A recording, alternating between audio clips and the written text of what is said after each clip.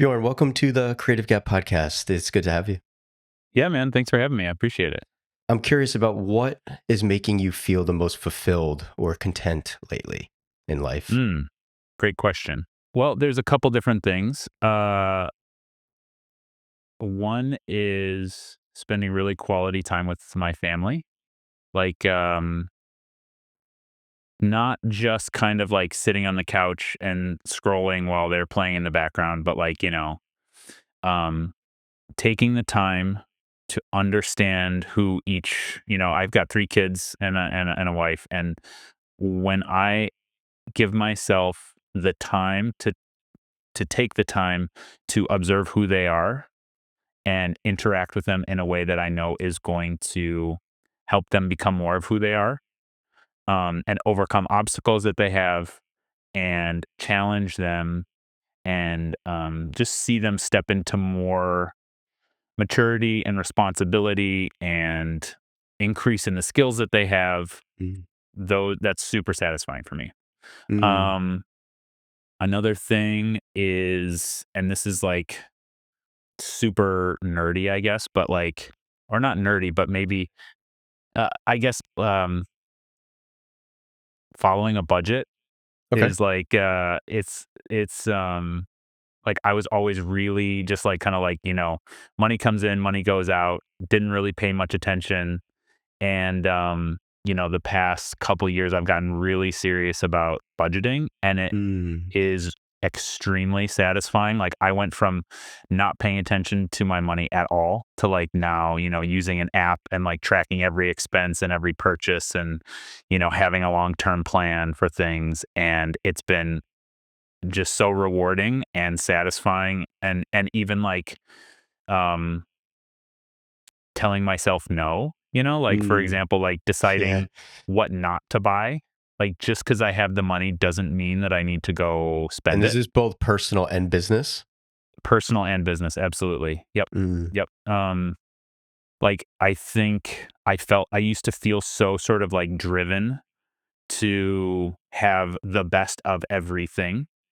And in the moment that sort of felt really good, but it was also a bit tyrannical because it Okay. was like every decision I made, I needed to research it and do the best of it. And it's like, okay, well, there's only this much money in the month for this budget item. And it's like, okay, I don't need to like seek out, whatever the absolute best restaurant is in this city to go eat at. Like, I can Mm. stop at Chipotle and be completely fine. And there's just like way more peace and kind of a vision for the future. Yeah. Hmm. Um, I noticed that so within yeah, myself as well. Just yeah. like really thinking about finances, and now that I'm married, I guess Mm, I'm curious about how you kind of think about your finances with your wife, because for mm, so long it was just me and my business, and like I would make decisions on my own, like, oh, I'm gonna go yep, buy this camera because I want to. But like yep. now that you're married, how did those decisions change? Yeah. Yeah. So I've been married for a long time. I mean, a decently long time. Like, it'll be 17 years this year. And to Congratulations. start with, yeah, yeah, my wife was always the budgeter. She was always really good with money, and I was not. And that Mm. produced like, a solid amount of friction there. Um, and we were like, I would say we were like 50% on the same page. And then, but like she was always really frugal and I just like absolutely was not. So she's like saving, saving, saving. And I'm like spending, spending, spending. And I finally sort of like, just like woke up a few years ago and I was like, we should have more saved, we should have more invested, and it's like basically my fault. Like I Mm. need to do something different. Mm. And so now, like, it took a few months to like get things going right, like to get on the same page and figure out a system that worked. Um, but we we basically like sat down and kind of discussed like, what do we want our life to look like in the future? So how do we get there? And what are our priorities now? And we like, I mean, really practically, we just sort of decided like what our values and priorities were. And then we started by just like slashing the budget to like almost nothing and then bumping it up in the areas where we're like, this is important. Okay, we don't need, 5 subscriptions for TV. We don't need this. We don't need these services. We don't need, and just pulled things way back. And it's like our quality of life is still the same, and we're just not Mm, spending nearly as much. And now we just actually like, discuss most of our transactions. I mean, we have, she doesn't like call me from the grocery store and be like, can I, yeah, yeah. spend this? And I'm not calling her from, you know, if I'm on a job, I'm like, can I spend this money to eat out? It's not like that. It's like we kind of decided how we want to break all those expenses out, and then we both have autonomy, but it's like um coming from a place of partnership where Mm, we understand each other's values, and then try and pursue those values through the ways that we spend or save or invest our money, basically. amazing. I think the thing that I've always kind of struggled with budgeting is that because my income is Mm, so up and down. Like yes. it's not salary based. Like I don't know if I'm going to make 5,000 a month or if I'm going to make $10 a month, whatever it is. Yep. How have you managed to figure out a sort of average budget based on what your perceived income could be? So that was like another pain point for me, was like, same thing as a, freelance, film worker. You don't know what you're going to make in a given month. Um, and kind of the way that I have tried to approach any problem that I've had in life or in filmmaking, or whatever it is like I sit down and I go, okay, here's the pain point. How can I, like, there is a solution. I just don't know what it is right this second. So like, how can I either make this less stressful or solve it altogether? And I was like, okay, I don't know what I'm going to make this month, but I know what I made this month last year, and I know Mm, what I made that month the year before and the year before. And so I just put to like, and also like, I am not a numbers spreadsheet person, but I've had to basically create a discipline in my life and go like, okay, if I want to overcome this obstacle, I need to get organized enough and like learn how to use a spreadsheet. So like, I used to, laugh at people who were into that stuff, and now that's exactly me because I see the fruit of it. So basically, right. I went and I made like, I went back and looked at my income for the past couple years, the past 5 years or so, and I made a spreadsheet where it's like, I started it in 2020 even. So like, I included that. I was like, in January, in February, in March, in April, and May, I went through every month and what I made, and then the total. And then I did the same thing every year after that. And then I had both averages for each, like, I could have a total average over the course of the years. I could see if that number was trending up or down. Obviously, Mm, COVID year, it was down. yeah, Um, but I wanted to factor that into my average, because it's like, we don't know when there's gonna be some other thing absolutely. that happens to the industry, Mm, and so, like, I don't wanna just include the normal years. So I averaged out per month, I averaged out per year, and then I go, "Okay, if, let's say that I earned like, $1,000 this year, and I earned $1,200 this year and $800 this, whatever it was. Now I have a solid sense of like my baseline and like kind of what I could expect to make. And then I right. just divide that. I can also then go and look, okay, January and February tend to be for me a little bit slower. So I can anticipate that in my year. And then and now I have a bunch of data, and it's not like that data will tell me exactly what I'm gonna make that month, but I at least have like a very educated guess based on kind of past performance. And then the Mm, other thing is, I know, okay, well, this month is looking like it's gonna be low. I can reach out to people. I can actually work towards trying to hit that number, because I kind of know, based on both what I have budgeted in my expenses. Like, here's how much I need to make the household and the business run, and here's what I've made historically. And so then we tried to set our budget so that, like, based on kind of like the lowest possible average, like right. we now kind of base our minimum budget on more or less like what we made the year of COVID. So like, Mm, in the worst case scenario, our household can still run, if we were to make that same money this year. And then anything that we make over and above that, we have, plans for, a kid's college, saving for retirement, Right. So getting a important. starter car for the kids. And it's like the first time I've had a vision for my money instead of just going, "Oh, I got, $7,000 extra this month. I'm gonna go buy a Leica." You know what I mean? Like it's which is cool. Like I love But that Leicas. is, I They're feel like amazing. that's so common in sort of like the artist world or the filmmaker world, is the financial, um, what is it? Financial thought, or like the ability to think about your finances more than just like in, out, I'm gonna buy something cool, isn't Yeah. talked about at all. It's not Yeah. something you have to kind of, did you feel like you had to kind of go through so many pain points for you to just like Yes. turn yourself around? Yes, yes. Yeah, like, I was like I said, it would just be like, "Oh, I have money in my account. I have this thing I want. I'm gonna go buy it." And it's not like it's just not it's not sustainable. And then it's like, you're not making enough that month or that year, you're like, "Oh, shoot, you're really sweating it." And it's like, "Yeah, I have this Right. cool stuff, but, like, that doesn't actually bring me peace."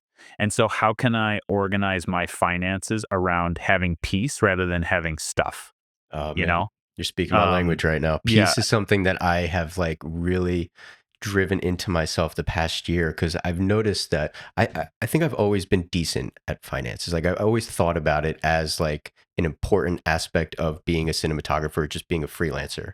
And but I would still be the same person of like, oh, I have a little bit extra. Let me go just sprinkle myself over. Let me go buy something a little bit over here.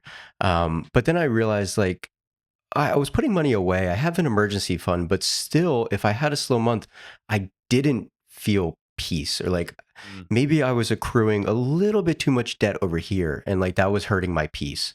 So like yeah. that is something that I resonate highly with right now, is just Mm, trying to eliminate things that don't produce peace in my life. yeah. Yeah, absolutely.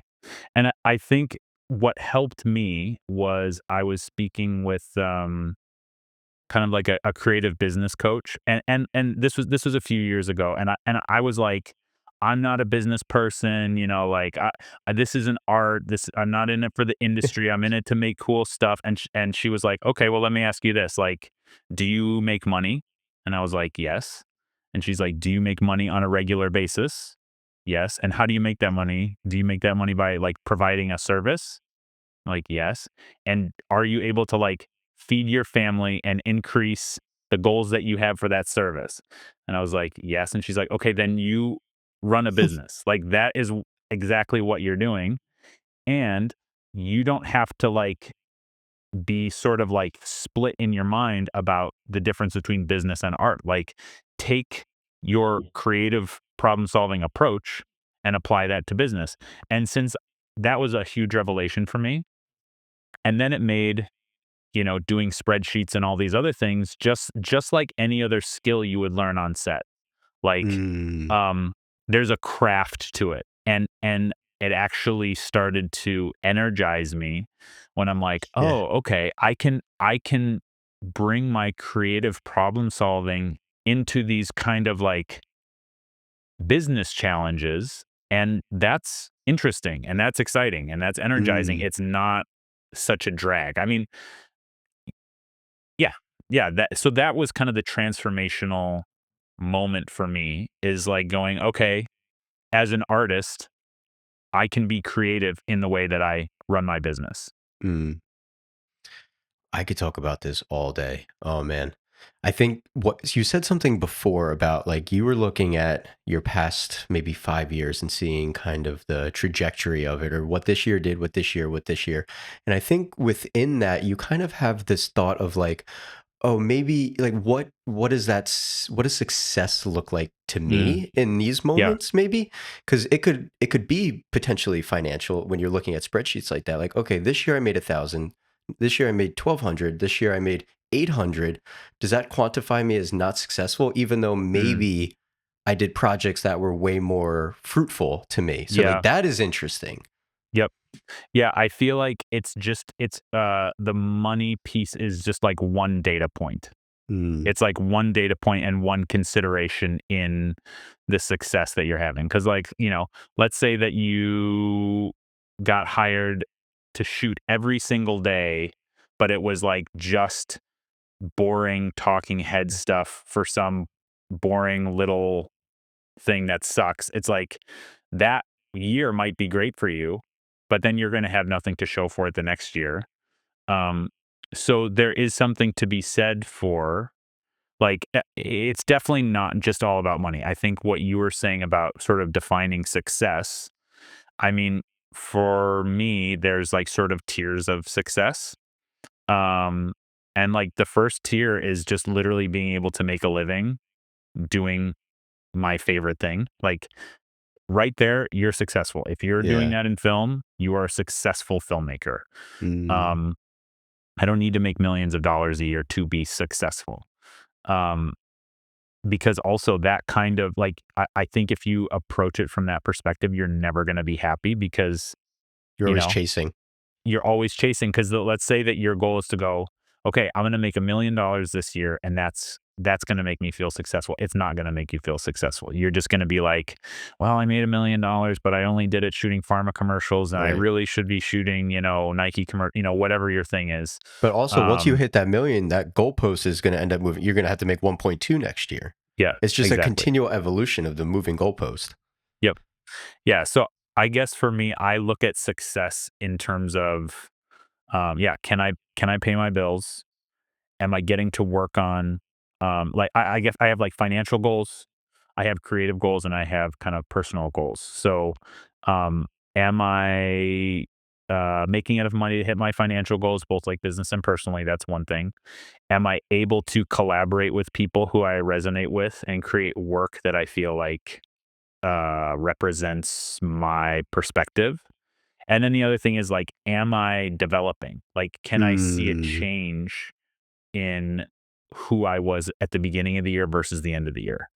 And often the way that looks for me is like I will have a focus. So like, and not necessarily for a whole year, but like in terms of seasons. So like in some seasons, I'm really focusing on my business acumen.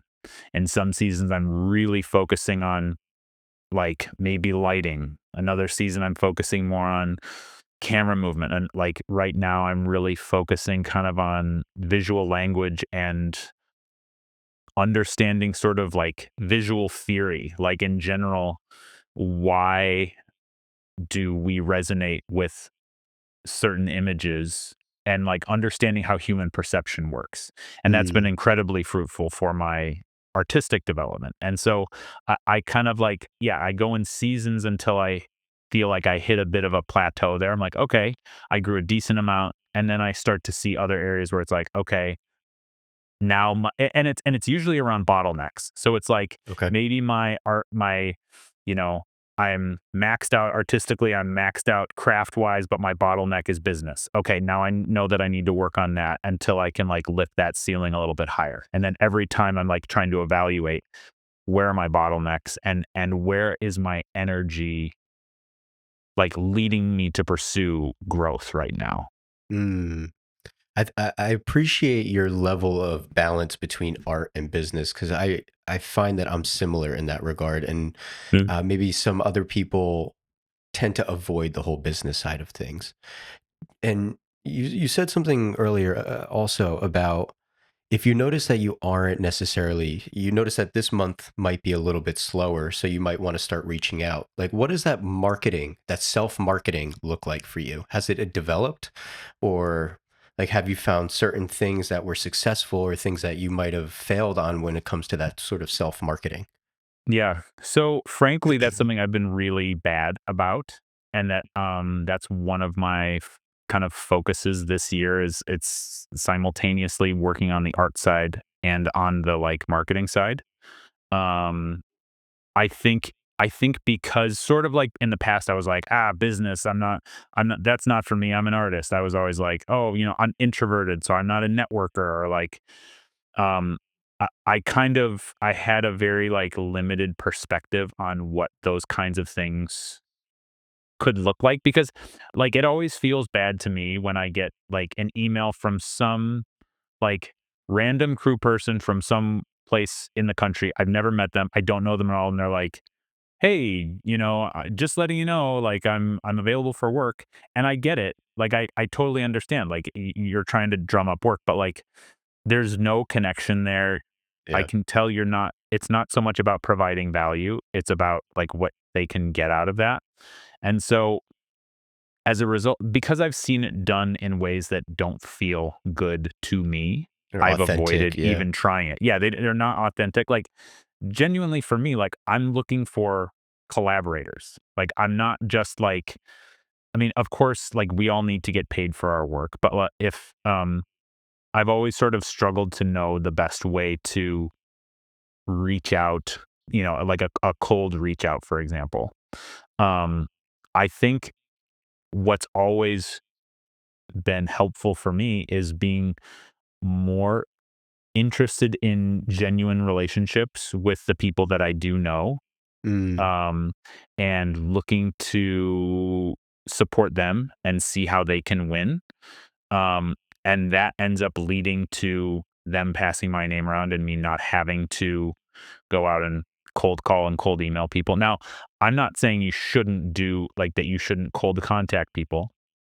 I'm just saying I haven't crack that code exactly yeah. in a way to do it that feels like I'm comfortable and authentic to do so. I mean, I think you're going to have better success being connected by somebody else Right. than just trying to introduce yourself. And Mm. again, I know there's people who do really well just introducing themselves, and more power to them. But yeah, for me, I've just tried to focus on nurturing the friendships and relationships that I have and providing value for those people, and they tend to then share my name. And that's been kind Mm. of that's been the way that I've been able to keep busy. Do you find that most of the relationships that you currently have and like the directors and producers, for example, that you tend to work with more are people that you kind of grew with and came up with? Um, it's a little bit of both. It's a little Mm. bit of both. I would say when I started, it was pretty much exclusively people that I like kind of came up with. Um, Now it's some of those people, and then it's also a Like new healthy mix relationships? of new relationships. Mm. Um, but the interesting thing is like jumping in with those people who I've worked with since the beginning, we have such a shorthand, and Yeah. there's such a baseline of trust that gets built that like um you know it, I'm not interested in sort of imposing my vision on a project that I'm being invited to, sort of without the director asking for that kind of involvement. Because some Mm. directors I work with, they're like, this needs to be on the 35 millimeter and it needs to be over here. And it's going to, they have a very specific vision for it. And it's like, great, I am totally happy to facilitate that. Other directors are way more just interested in working with performance and actors, and they're looking to me to help develop the visual language, and that's great too. I feel like for me as a DP, it's up to me to understand um, how that director likes to work Mm. and what is going to make them feel the most supported and what's going to bring their vision to the screen in the best way, and me adjusting like adjusting the way that I work. Right. And Adaptability. adaptability, totally. Um and really understanding what's important to them about the project too, because Mm. some projects are like, this one's for the real and we're going to like Yeah. swing for the fences and we're going to try crazy stuff and like let's have fun, and others like, this is the job where we get asked back so that we can get asked back again so that we can then on, the third or fourth job Mhm. really start to push it. And it's like, okay, great. If I understand what their objectives are, then I can come alongside them and I go, this is not the job to make it like some crazy camera move, or maybe it is the job that's all about crazy camera moves. Like understanding those objectives. Um, Also, like I find that is really useful, and there's way less friction on set because Yeah. it's not just me going, "Oh, this would be cool," and they're like, "Well, but this is, you know, It's a pharma important for you to commercial," kind and of they're just yeah. like release your ego. I think as a DP in Yes. general. Yep. Yeah. Mm, And be as involved as you are asked to be. Not saying mm, wait to be asked to provide ideas, but reading the room in terms of how involved does this director want me to be in shaping this creative? You know, like for some of my longest term collaborators, it's very there's like, they are really looking for because so much trust has been built, they're looking for a lot of input and there's a lot of flexibility and I will have a lot to say because I know that they're welcoming that and that they trust me and that, I can speak very plainly. right. And it totally makes sense for new directors not to have that same level of trust and yeah, I wanna build that kind of relationship with everybody. Mm. I think that there's something that I notice within maybe a lot of maybe the younger generation, like my generation, or like people that are kind of in and around my age in particular, Yeah. about their sort of misconception about the length of time that it takes to quote unquote become successful as a DP. And I think social media maybe in particular has kind of inhibited this because you Mm. see people that are maybe 21 years old creating amazing stuff. You see people that are Yeah. 40 years old creating amazing stuff. And I tend to talk to people sometimes, and a lot of what I hear is like, "Ah, I'm not busy, I'm not working, I only have 3 directors that I work with." Well, you started last year. So from where Yeah. you stand, like what does that actually like look like? The length of time and like putting yourself in a position to understand that it does take time to like Yeah. become successful in this industry. It's not a Yes. 1 month thing. It's not a 1 year thing. It's an evolution that takes a long time. Yeah, it does. Yes, I've had that experience too where there's been, like, younger people that I'm mentoring. Like, there was a guy who I was mentoring for a bit. He was quite young. He was 16. He had a great eye. He was shooting music videos. He was shooting some music videos for, like, name rappers, and he was the kinda guy who would just cold email people and, like, get work, and he was, like, shooting stuff, and I was like, "Wow, he's really, really progressing," and I would invite him to set sometimes and just let him observe and kind of PA and things like that, and I think he had been to 3 sets, and he was Mm. like, "Okay, so when do I get to first AC for you?" And I was like, "Oh, I mean, this is, there's just a huge." And it's because he was so driven and hungry, and he Right. wanted to grow. So I'm Mm. not it's not that I understand the desire there, but there's a level of, like, really not even knowing what you don't know for those Mm. kinds of people. They don't there's, um when you're starting out, like, I even remember the first time I made a video that I was, like, proud of, like, back in college. I was like, "Oh, I'm gonna send this to somebody, and they're gonna see it, and I'm gonna get hired at whatever cool thing." And I thought it was amazing, and I just because I was completely ignorant, I didn't Mm. understand. I didn't have the ability to discern the difference between what I was making then and, like, what actually good work was. Like, there was some interesting ideas in it, but is very student. Mm. Um, and the more proficient I get, the more I see how far I have to go to, like, reach my ideals. Um, I think that for everybody, myself included, social media, and I mean, this is like, I feel like I hear this all the time and I feel like so cliche talking about it, but it's like every myself included, like everybody that I talk to, social media makes them feel like they are not successful enough. Yeah. Like, there's always some cooler project, there's always some bigger director, there's always some bigger budget, cooler location thing, and we're all comparing ourselves to everybody else's best day, which feels even worse when you're having a slow month. Um, but I've even had times where, like, I'm on a really cool job and I pull up my phone and I'm like, "Ah," but they're, like, in Tokyo shooting, and I'm like, "Wait a minute. I was just feeling really good about what I was doing until I opened this and I'm comparing myself." So, Mm.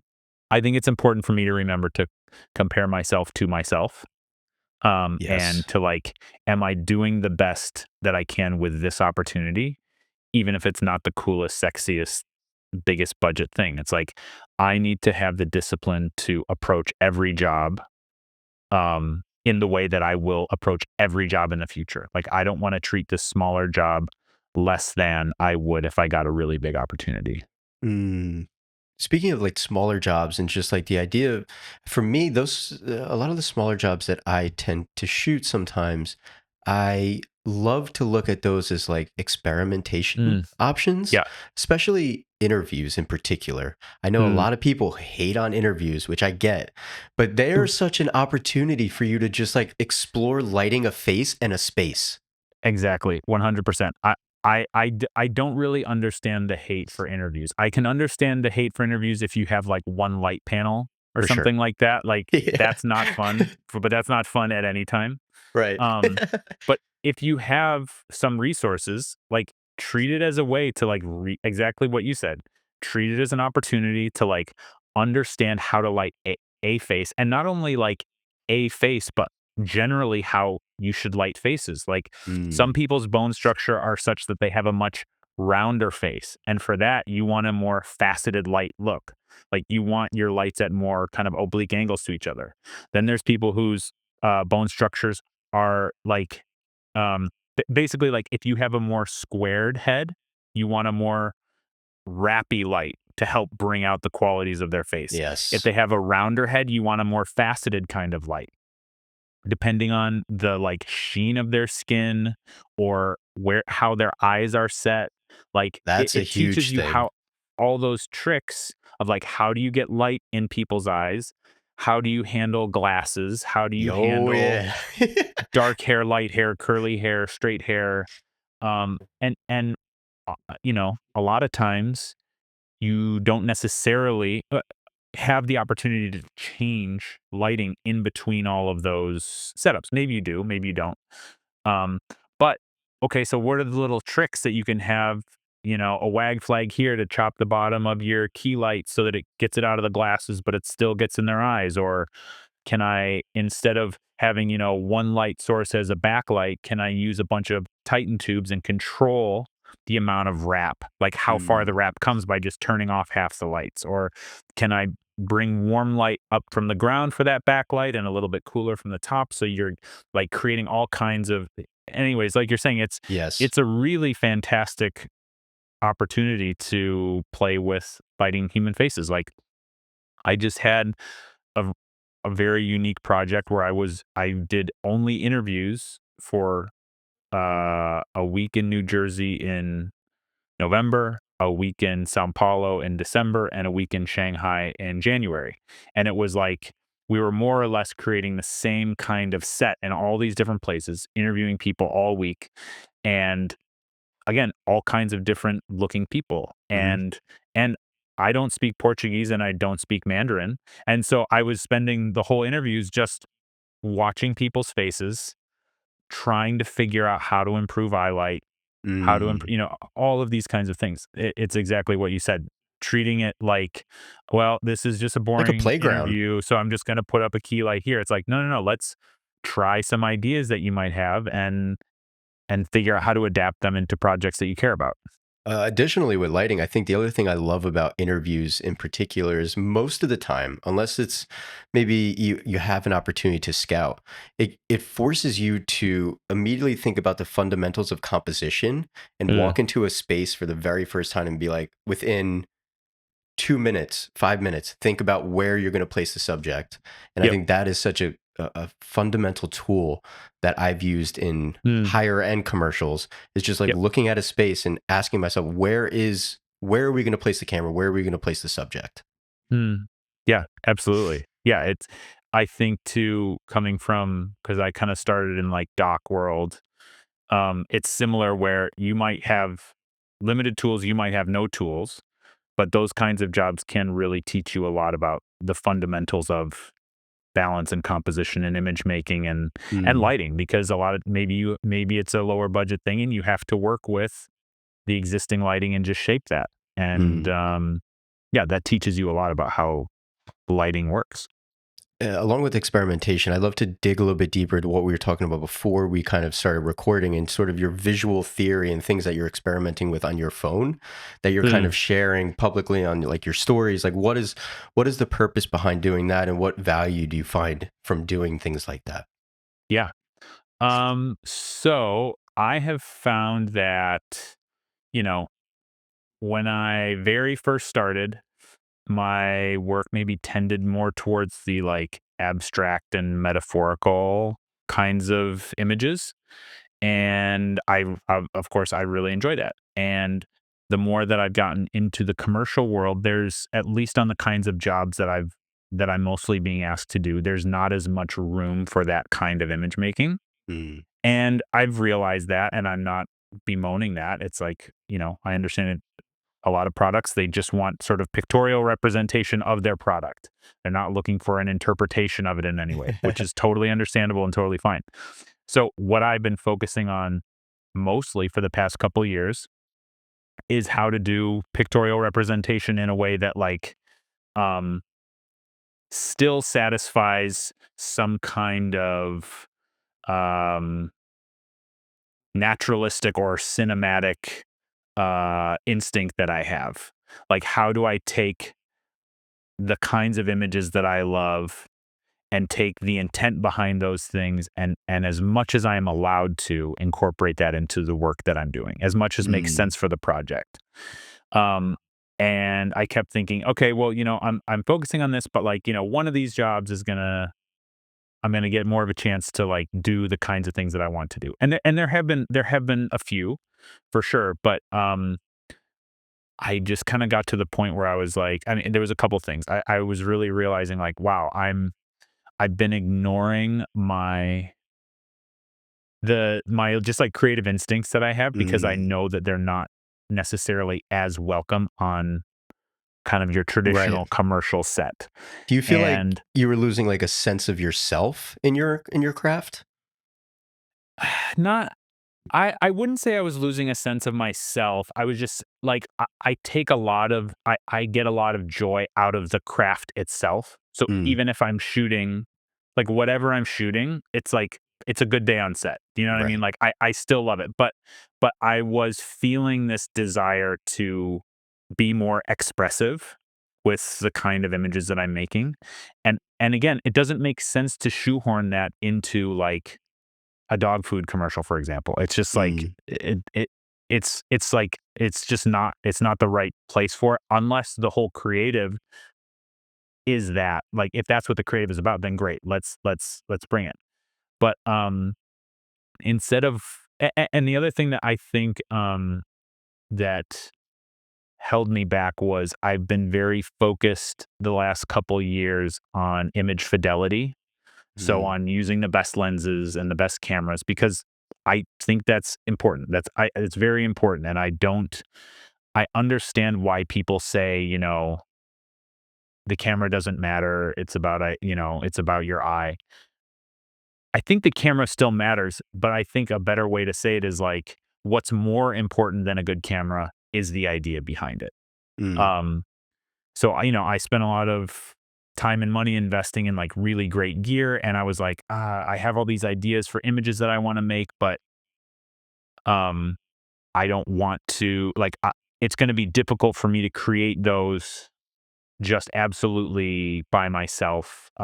It's going to, like, I don't want to get bogged down. I didn't, let me say it like this.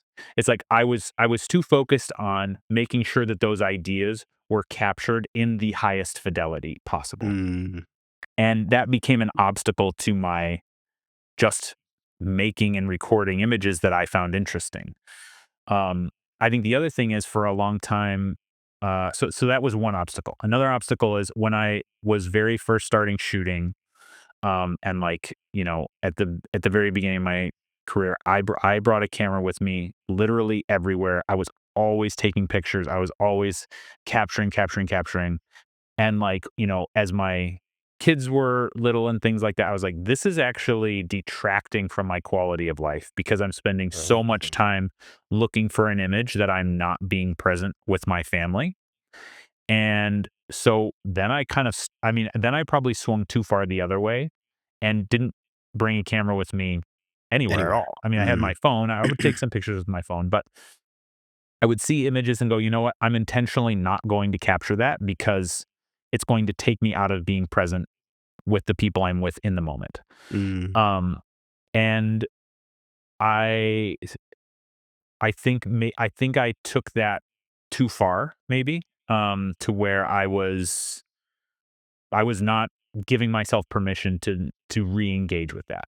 And, so, yeah, one of the things I realized, I'm like, "You know what? If I'm not making these kinds of images for myself, I'm like, can I act like it was like, am I actually can I actually do what I think I can do? Do you know what I mean? Like it was kind of like I, I want to prove to myself first that like I can do this and it's just fun. Like I like to Yeah. find these images and think of these things and make this kind of work. Um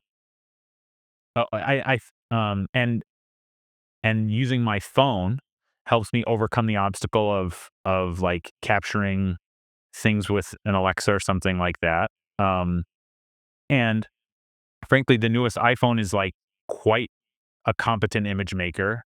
It's to the point where it's like, okay, it's good enough that the fidelity is good enough to transmit the idea, even if it's not how I would capture it if I had, you know, people to help with lighting and all of those kinds of things. And it's flexible and I can get it into small places. And I think one of the other obstacles that I sort of put in my own way was like, okay, well, I'm not a director.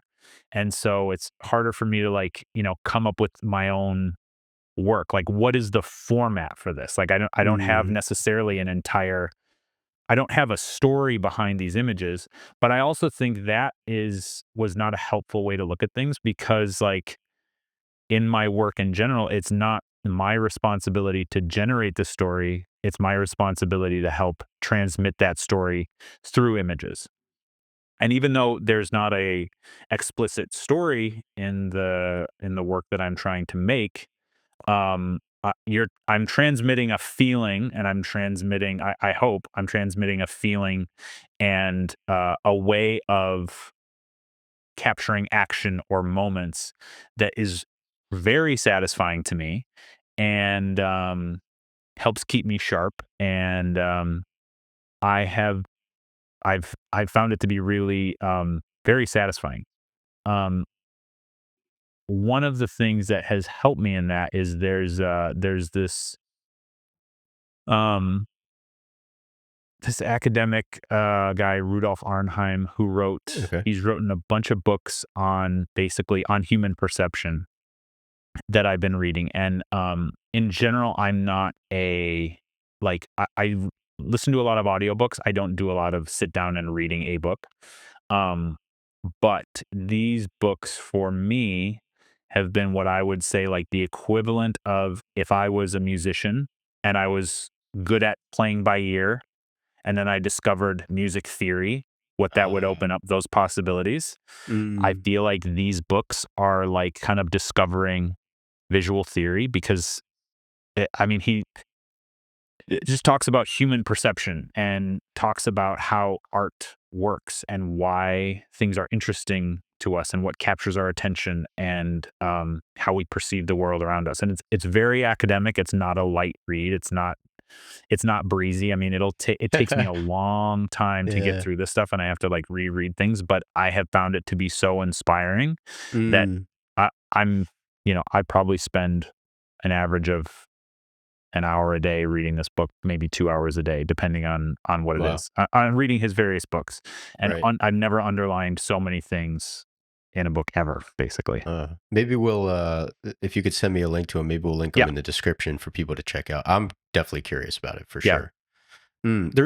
I don't know if this is going to lead to anything. It might just actually just end. But when I was working with Steve Perong once, and he mentioned to me, he was telling me a story about when you guys worked together during an interview, and you did something, you built something and shot the camera through it, and it created this like, I don't know what I can't remember exactly, but he was just like, the way that he was telling the story was just like, Bjorn is someone that just like loves to come up with things and experiment and build. Is like that part Mm. of your natural character? I think so. If I know that that's invited and that's allowed, Mm. absolutely. Do you know Like, what I'm talking about, the story at all? I think so, yes. So it was like he wanted to do something like to have a bit more interest for a series of Some interviews that we were foreground, doing. maybe? Yeah. So I was like, okay, well, like uh, I've noticed a theme for me in general is like if I see something done poorly, I my first instinct is to go, I don't want to have anything to do with that, and I just avoid it instead of going, okay, that is something that is done poorly. I'm going to do it my own way. So Mm. for a long time, people would say like, "Oh, I love to incorporate prisms in my work." Nothing against prisms, but like sometimes it's like a boring shot. You're just adding a prism With no intent. and no intent, and it's just like no intent. Exactly. And I'm I know what like, you're talking about. Yeah, yeah, I would rather create an interesting image without a prism than just kind of be like what feels to me like lazy sometimes yeah. and Mm. adding a prism. And there are some amazing shots that have prisms for sure. But in an effort to try and not just like rely on that. Okay. So basically, we were talking about how do we create some foreground in this interview that's not distracting, that that has some kind of effect, like, and it's like, Mm. well, plants, boring, whatever. Sheets of glass, too many issues with reflection. Not that you can't do it, but it's just it can be difficult. So I just had this idea to get a bunch of like plexiglass rods. I think we had 3 different sizes. I think we had like diameters. So we had some that were very, very, very thin, and then some of that I think were maybe up to an inch. I think it was like between a quarter. I think it was like a quarter, half, an inch, or something like that. And then we had them at 5 different heights. And then Mm. the production designer created like a base that all of these rods could rest in and could be we could raise them or lower them as needed. And then we had them in front of the camera, and one of the cameras for these interviews was locked off and the other one was on dolly.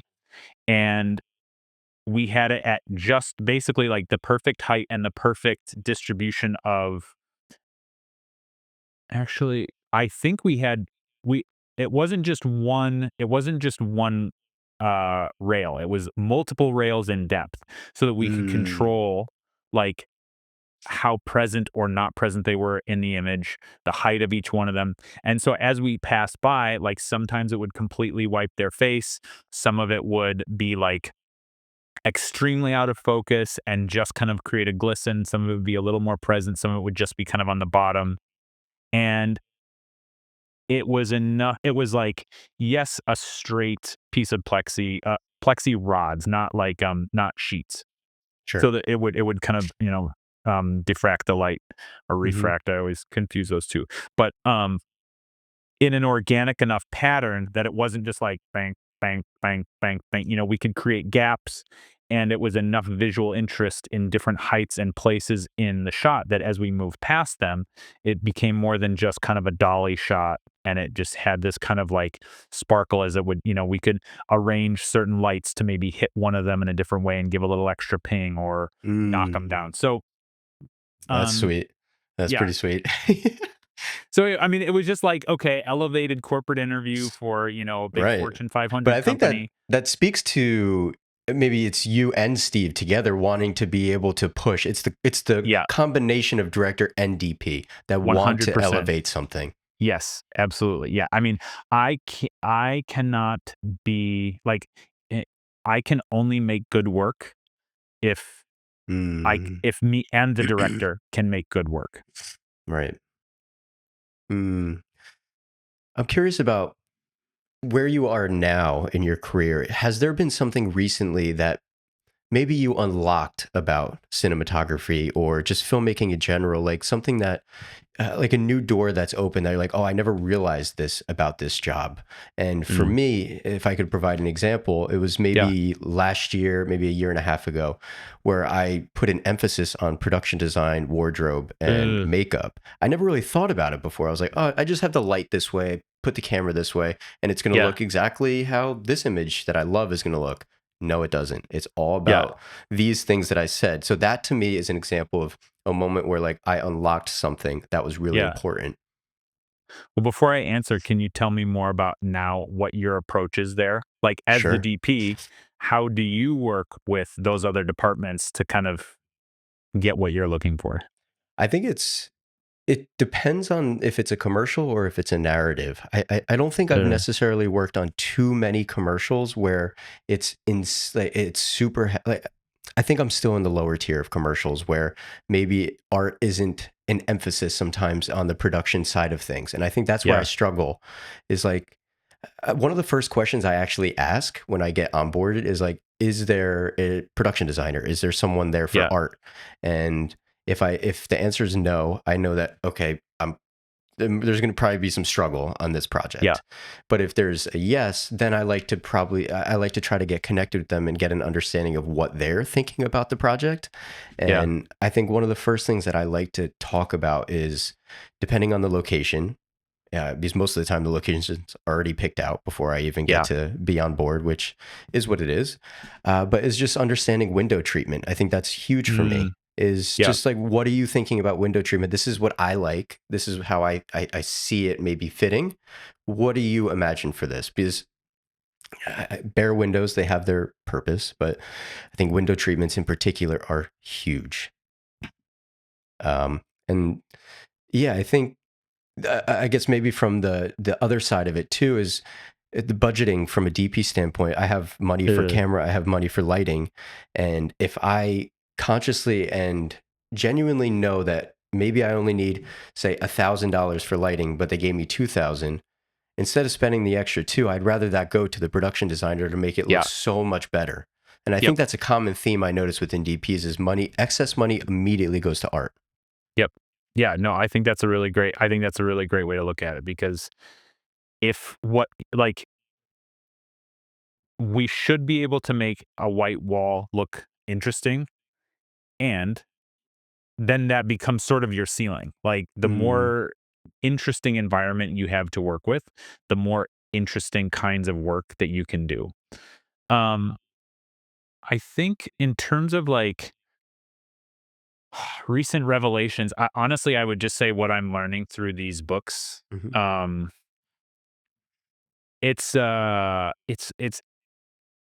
it feels it's like all these things of like, oh, I've intuitively resonated with this, but I never maybe understood exactly why.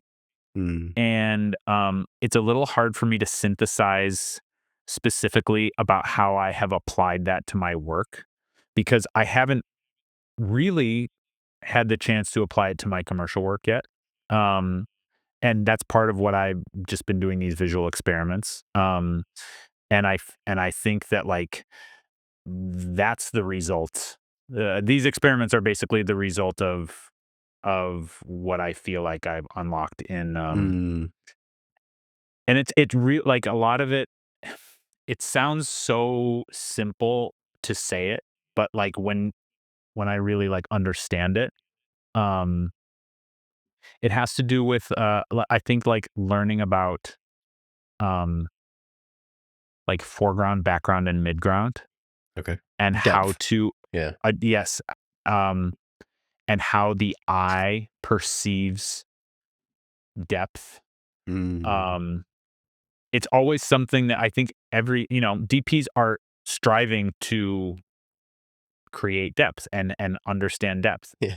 But the way that this book talks about how we perceive depth and like how the eye gravitates towards like the simplest um the simplest form of an image, like that kind of thing explains why silhouette shots are cool because it takes the Mm. idea of like a person and distills them into like a much simpler shape. And so it's like a very efficient way to communicate an idea that also asks a question.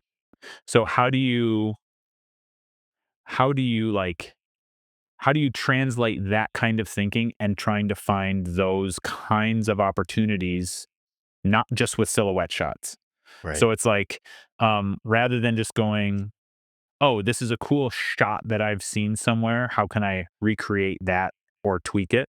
It's like going the level beyond that. It's like, why does this shot work, and understanding those principles, and you can come up with a Mm. completely different idea that's inspired by the mechanics of how a given shot works, if that makes Right. sense. Mm. Um, I think along with that, do you find that you like to ask yourself why you like certain images equally to why you don't like certain images? Like ugh, what about an image turns you off about it? And does that kind of ugh, inform your quote unquote style, perhaps? hmm, that's a good question. Um, I I probably should spend more time analyzing what I don't like about images. I usually just Mm. like, don't pay attention to them. Right. Because I'm like, well, I don't like this. Yeah, Um, next. yeah, next. I do spend a lot of time analyzing um why an image resonates with me. Mm. Um, I think before these amazing tools we have now, like Shot Deck and Frame Set and Mm. all these things, like I was making my own Library. archive Yeah. of, TV shows and movies that I would screen cap every single thing I watched, um and had a huge database of these things, and then I would study, okay, how does this work? Like, why do I like this? How would they like this? Why do I feel this way about this? And that was hugely instructive for me. From a technical and emotional standpoint, I think the benefit of um, what we have now is like so many of these, you actually can include the entire shot, because I think that I I think when I first started, I would tend more towards maybe I would focus more on composition and lighting of a still image versus camera movement, Right. um, Mm. and being able to like observe how dynamics and camera movement work. Um, Mm. we just have so much more access to that kind of tool with Instagram and all those kinds of things. Yeah. Oh man. Uh, I think that this is something I talk with some people about is like how much inspiration is too much inspiration for it to become sort of negative on your impact to kind of create something that is original, but that brings up the question like is anything original? Mm. Um, I think that's a complicate. I think there's let's see. Yeah, that's a tough one for sure. I know when I first started also, I really avoided reference images at all. Like when I very first Mm, started, I was like, I'm not doing any references because I don't want to copy anybody. right. And that was not help. That was an overreaction to what I didn't like, And then I realized actually references are incredibly helpful tool for communication about intent. Less Mm, so of like, we are going to recreate exactly this image, but it's like, I really like the orange tone in this image, or I really like the way they obscured her face, or I really like the way the light falls here, or and then you can take the different pieces that you like from different references and synthesize them into your own idea. Like honestly, that's for me mostly the way that I use references these days is as a communication tool, yep. less like, we're going to just do this shot. It's like the feeling of this, or the sort of like photographic quality of this, or the way this is lensed, or um and I think that um I have found for me that the more like watching other DPs work is really great for inspiring me maybe with new techniques or new Mm. approaches. Do Uh, you how do you watch other DPs work? Because I mean, I don't ever watch other DPs. I don't really crew anymore, so that's something that I feel like I miss sometimes. hmm. Oh, I just mean like the finished project, like I see. I see. like whatever movie or TV show or Right, right, commercial right, or right. whatever it is.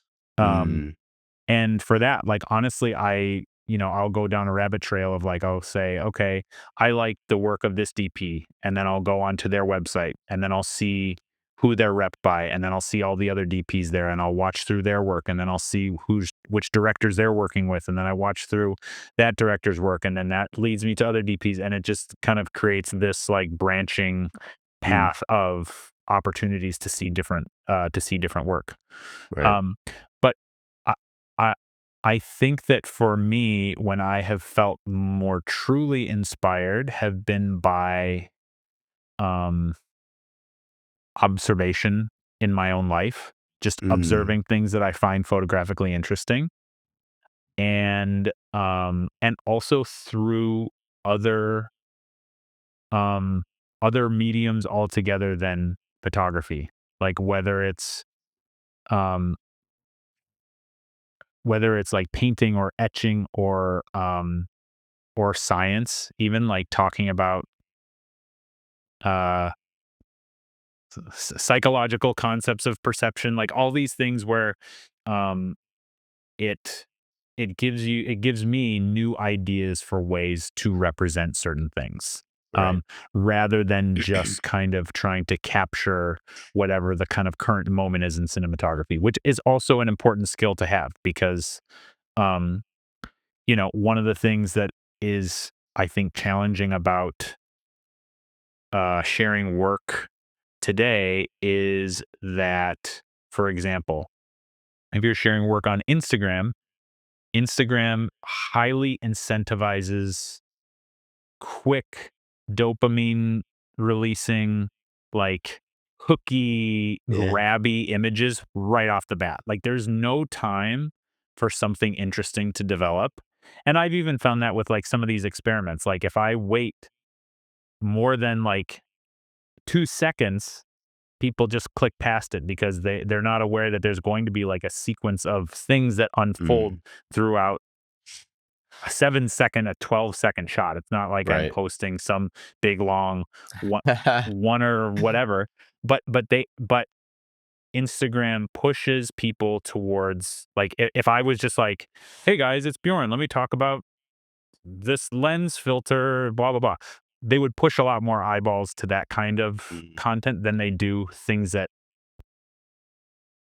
are not like algorithmically Right. beneficial for them. Right. Right. Right. Um, and I don't remember why I started talking about that, to be honest. What was No, it's I? okay.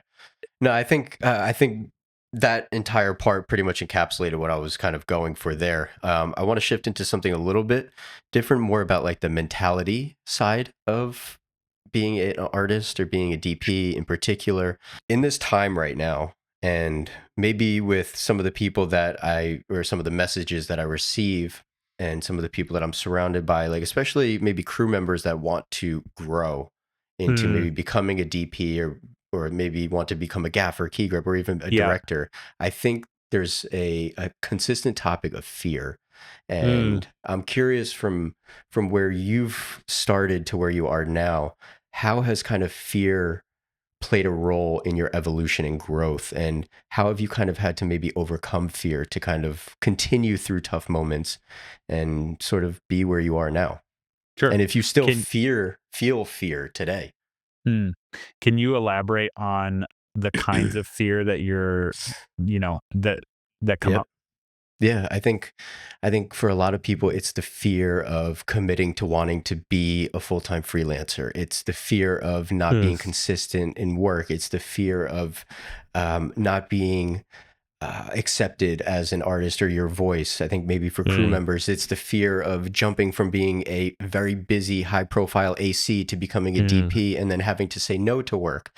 I think there's so many different layers of fear, but in what it boils down to me is the fear of change for something new.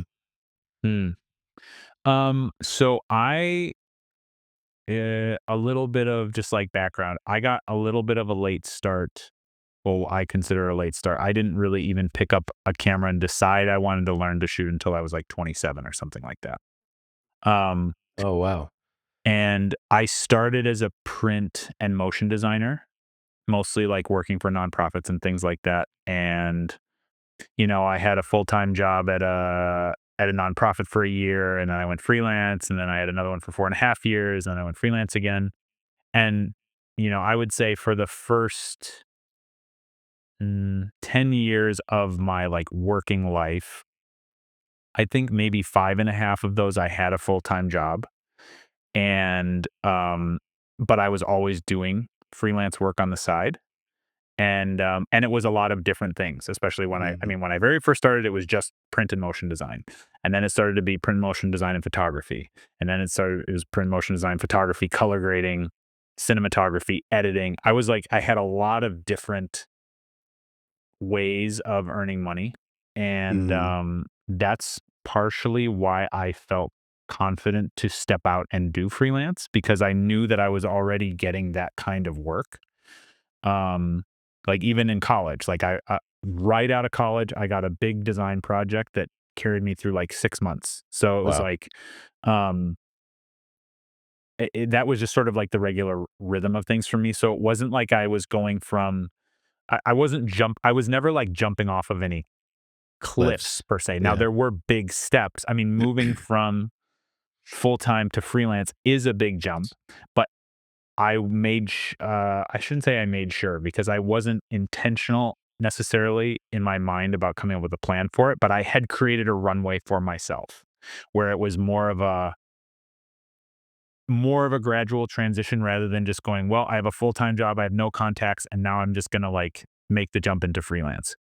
So I think it's important, like, if you're going to move from one role to another, within filmmaking, to like have developed enough connections and opportunities, or I should say, I think you have a better chance of being successful and less stressed Mm. out if you can Mm. create a runway for yourself, and if you can um, build up those connections, and start to like, if you wanted to move from being a second AC to a first AC to a camera operator to whatever it is, like, you want to be able to start getting some of those jobs, and then enough of those jobs to where you go, okay, I think if I'm intentional about this, I can make this transition. And there's going to be tough transitional moments, but like, just one day going, this is all I've ever done, and I'm just going to completely do something else. Yeah.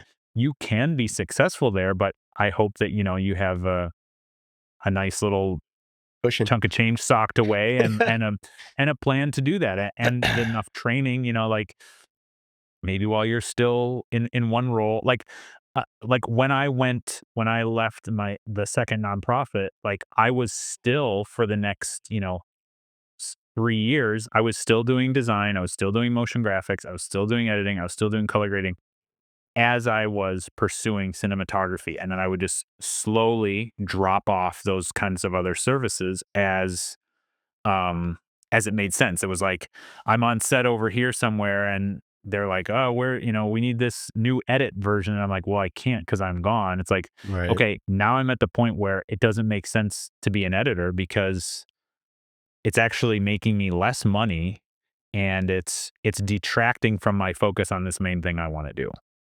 Mm. And I'll say, like, that wasn't strategic of me necessarily. It was just like kind of how it happened. But if I were to go back, I would have tried to, like, develop that as a strategy, more or less. It was like, I guess it was like an intuitive strategy, but I didn't sit down and go, "Well, this is what I'm gonna do in order to make these jumps." It was kinda, yeah, it was very intuitive at the time. Mm. Amazing. Maybe this question depends on obviously your level, maybe in specifically like travel as a DP, because that is part of the job, obviously. But I'm curious. I had a conversation with another DP, Max Goldman, who is probably one of the top level commercial DPs in the Yeah, he's world, amazing. and yeah. And I asked him about his family and his kids, about like you travel a lot. What is that? What is that like, essentially? And he said something interesting. I'm curious if you feel similar. He's like, I think that there's a misconception about freelance DPs not like having quality time with their family. Maybe some is Ugh. true for sure, but I find with myself that I actually have really great quality time with my kids and my family, because when I'm at work, I'm at work, but when I'm home, I am home with them and I am present with them. Do you find that you have a similar distinction between work and family, especially when you want to be present with your kids? Or how much do you balance like thinking about work when you're not Yeah, doing work? yeah. I mean, that is exactly what I would say. Like, Mm. I mean, if I calculate the number of hours that I'm home, I think I'm actually home and with the kids more than I would be if I Right. had, like, a full-time job, and, but the hours I think are higher quality because I know that even when I have a job in town, I don't work in town. I maybe work in town 20% of the time or something like that. But if I'm up early for a shoot and I'm coming home late at night for over multiple days, it's like I have hardly any time to see them or spend time with them, or I'm completely exhausted. Um, versus if I leave home for a week and come back, I'm fully present with them. It's like um, we have sort of set up our life so that we can spend quality time together. Like the kids have always been Mm, homeschooled. I mean, my daughter's in high school now, so she's going to public school for the first time. My middle son will go to high school next year as well. Um, but I think it's all about like your perspective and your approach. Like there are people who have full time jobs who are home all the time and never travel who don't spend any time with their kids. Like there are people that I know who are terrible fathers who work no more than 40 hours a week. They work from home in their home and they're not good dads. They don't prioritize spending time with their kids. They don't try and understand their families. right. Um, and it's all about like mindset and intent. Mm, Yeah, I have always made sure that if I am to prioritize taking time with family because I had a very high profile DP tell me starting off, he was like, like I love my wife and kids, but if they get in the way of my career, then screw them. And I was like, that's crazy. That's a that's wild crazy. statement. That is a wild statement. And I'm like, this person is super talented and I have all the respect for them in the world, but like that I'm unwilling to like take that Yeah. approach. Like if that means I have to sacrifice working at the very highest level, then so be it. Wow. That's But crazy. that's not been the case. Like I've been able to have what I consider to be a very healthy family life, Mm, and like I'm very pleased with how like with my career trajectory. yeah, I think that's amazing. I, I'm so curious about all like these topics because that's like part of the reason I started this podcast is that I've had so many conversations of with people that speak fear into like this industry and having a family. Yeah. And it was family is so important to me. It's like one of the it's literally the most important thing. And I've had a few people in my life that have given me like amazing wisdom about being a Mm, father or being a husband.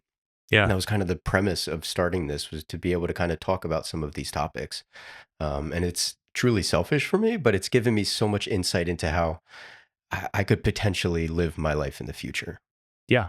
Yeah. And I definitely like for me, I would love to be doing more narrative and long form projects, but I've just decided that those aren't things that I'm going to pursue Mm, until, probably until my youngest is like 16 or something.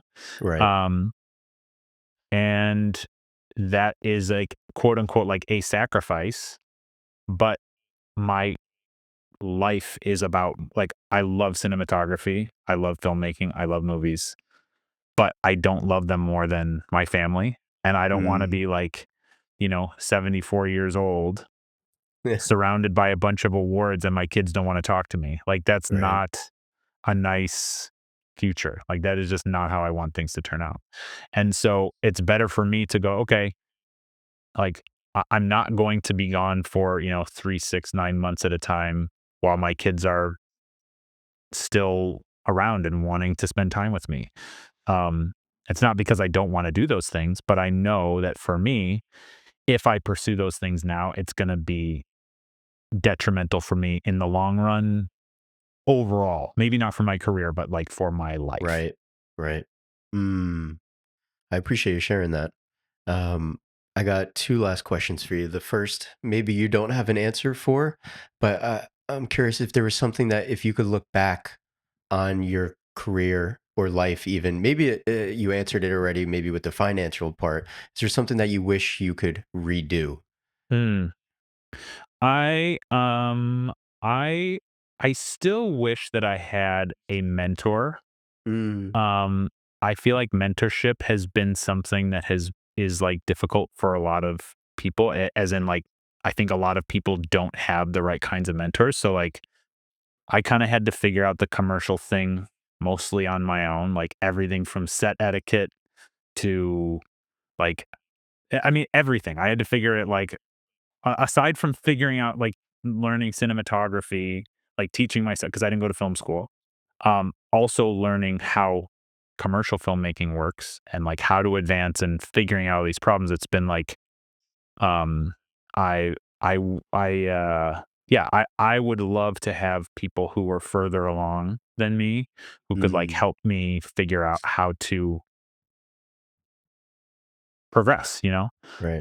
I think the way that I've sort of responded to that is I've always tried to mentor people who are like in my own near circle, who I feel like have the determination and desire to grow. Like I'll tell them whatever they want to know. Like I don't have any like secrets. It's not like, well, if I tell somebody what lens I used on this or what kind of I don't know. It's like that's Stupid this stuff. is stupid. Yeah. Um that it's going to affect my career somehow. It's like no, like I would like to be for people Mm, um what I didn't get myself.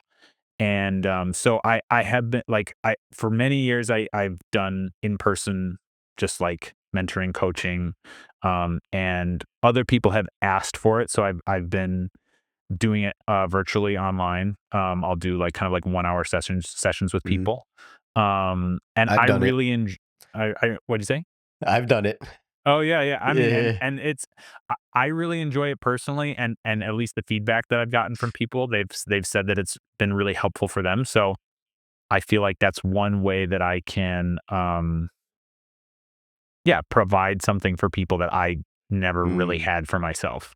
yeah. So, um, I so yeah, appreciate it that's, because you really, I mean, the one call that we had, you really did help me a lot on that one uh, commercial that I was struggling with. So I uh, do appreciate what you're doing in that regard. And I'm sure the people that you're talking to also find it really valuable. And I think it's great that you're kind of giving back in that regard. mm. Well, thank you. Yeah, I really enjoy. I would love to do more of it. I just I don't always I don't always have the time to open it up. So I open it up like occasionally here and there, Hmm. but I always get a lot out of it, and I think at least the feedback I've gotten has been that other folks have too. Um, and I think I would have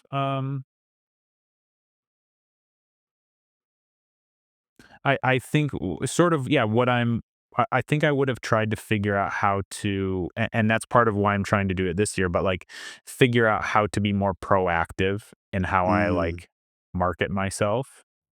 Again, because of the sort of like ickiness of that statement, I've avoided it. I'm like, I don't want to be marketing myself. I don't want to be like networking. But people need to like I, I think in realizing that I have something to offer, that I have like value to offer to other collaborators and coming from that perspective and not like give me something, but right. coming at it from a place of like I have something to offer. I feel less gross about it, you know? Like Yeah. I'm like I can approach it going like, "What do you need and how can I help you?" versus like, "Hire me." You know, I Mm, think that kind of perspective shift has made it easier for me. amazing. So yeah, I think I could have I yeah that's basically what I would say.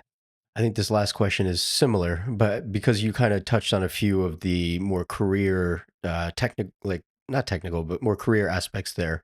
The last question is like, I think you said you were 27 when you started cinematography. Yeah. Um, And where that was you are, like literally like deciding to learn. Like I wasn't like I shot mm, my first commercial at 27. It was like I've always loved movies. I've always loved photography.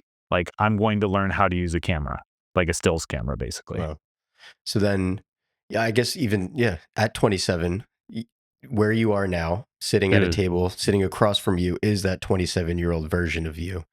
What what advice could it be, life advice, human advice, or life advice of being a father, husband, career, whatever it is? What piece of advice would you give that 27-year-old version of you? Hmm. I'm gonna think about that one for a second. Yeah, take your time. I mean, I think there's a lot that I would say. But the first thing that comes to mind, because I think it's the most important skill that I have as a DP, is to like, if you can funnel all of your decisions through the lens of like problem solving, like creative problem solving, like any artistic decision, any budget problem, any scheduling problem, any like anything that I've ever come into and that I have had success with is because I've been able to come up with some kind of creative solution for a problem. And I think ultimately, um,